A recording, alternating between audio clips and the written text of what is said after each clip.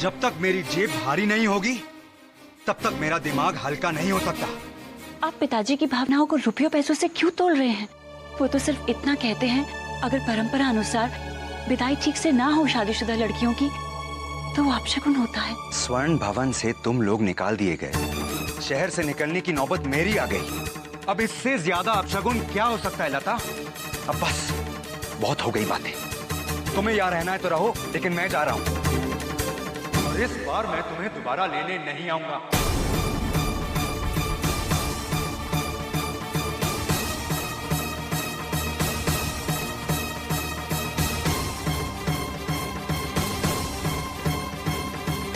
सुनिए, सुनिए मेरी बात, रुकिए ना, मेरी बात तो सुनिए।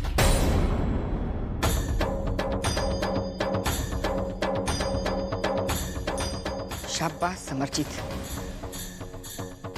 हमारे लड़खड़ाते हुए हौसलों को अच्छा सहारा दे रहे हो तुम। अगर तुम्हें जाने की इतनी जल्दी है बेटा तो तुम जा सकते हो।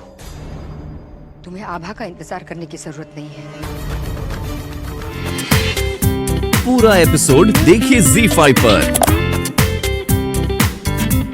क्या हुआ बेटा? माँ, हमें नौकरी मिल गई। जीते रहो बेटा। अब हम भी पैसा कमाने लगेंगे, किसी चीज की कमी नहीं होगी अब हमें। बहुत अच्छा हुआ प्रकाश, तुमने अपनी जिम्मेदारी समझकर नौकरी ढूंढ ली। चलो, अब कम से कम रसोई का खर्चा तो किसी एक के सिर पे नहीं पड़ेगा।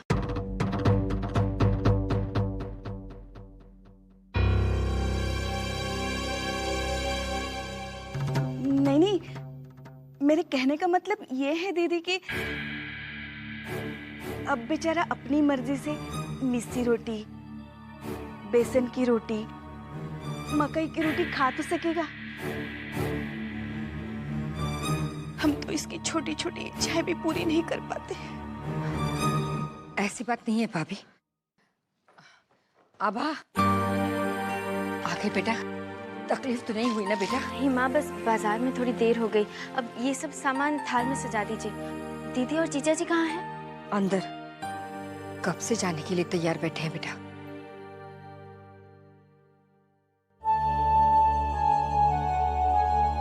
अब माँ की बात का बुरा मानकर क्यों बैठ गए हैं आप?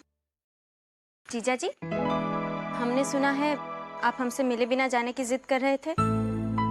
अगर आप चले जाते ना तो हम आपके पीछे पीछे आ जाते आपकी खबर लेने।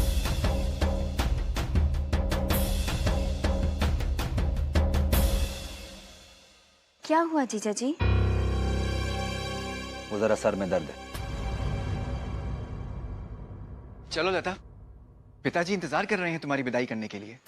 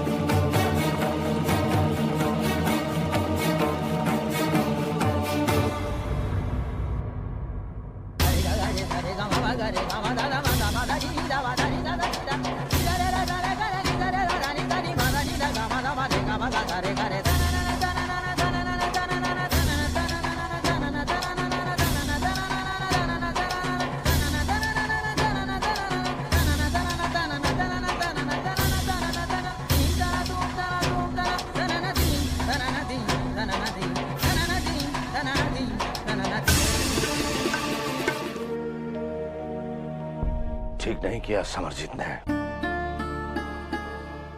चंद्रप्रभा, हम खुश नहीं है उससे। उसने आपकी सेहत का ख्याल रख के ये सब किया है ना? मजाक मजाक बना दिया उसने हमारा।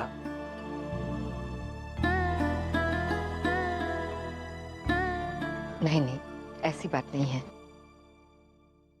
समरजीत। बस कीजिए ना चंद्रप्रभा, कुछ नहीं है आपके पास उसकी सफाई में कहने के लिए, और इंसान के पास जब कुछ कहने के लिए ना हो तो खामोश रहना बेहतर होता। कौन लाया था वो हार वार सब? किसने किया खर्चा? राघव भैया ने। आप चिंता मत कीजिए, पैसे पैसे का हिसाब रख रहे हैं हम, जो वो खर्च कर रहे हैं हम पर। हम जल्दी ही सब उनके पैसे लौटा देंगे। प्रकाश को भी अभी नौकरी मिल गई है ना।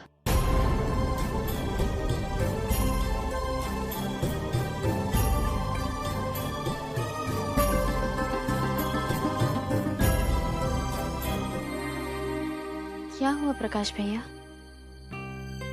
कितनी मुश्किल से हमें आज नौकरी मिली है आभा, लेकिन जीजा जी ने हमें अपनी सफलता पर खुश भी नहीं होने दिया।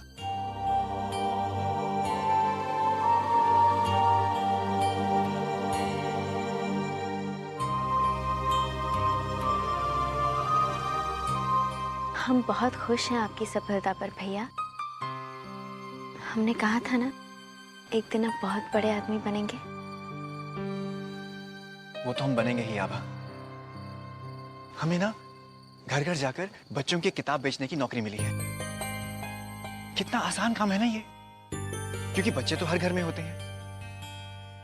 अब हर कोई हमसे किताब खरीद लेगा और पैसे जमा हो जाएंगे हमारे पास, तो हम अपनी किताबें छपवाने लगेंगे और फिर हम अपनी प्रिंटिंग प्रेस लगा लेंगे आभा। बहुत पैसा हो जाएगा हमारे पास, और फिर हम अपना स्वर्ण भवन वापस खरीद लेंगे।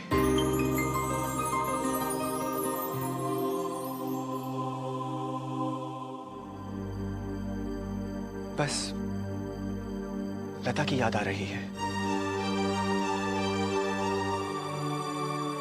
अब तक तो लता दीदी पहुंच गई होंगी। पहुंच के फोन भी नहीं किया उन्होंने।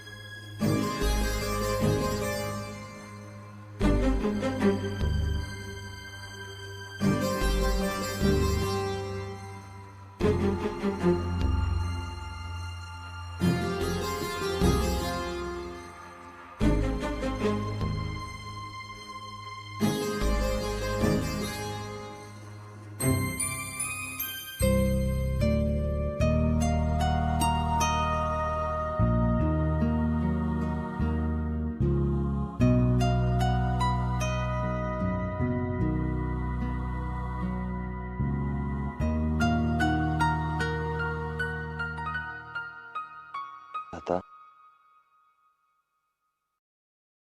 उठो। जी उठो तो, मेरे साथ आओ।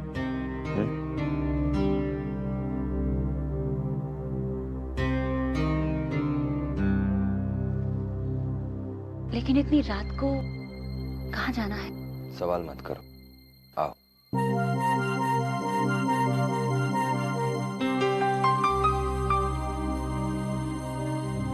आओ।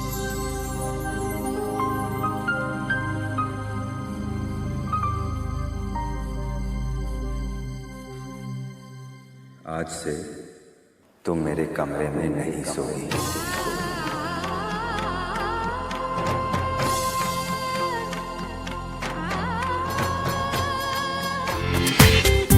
पूरा एपिसोड देखिए ZEE5 पर।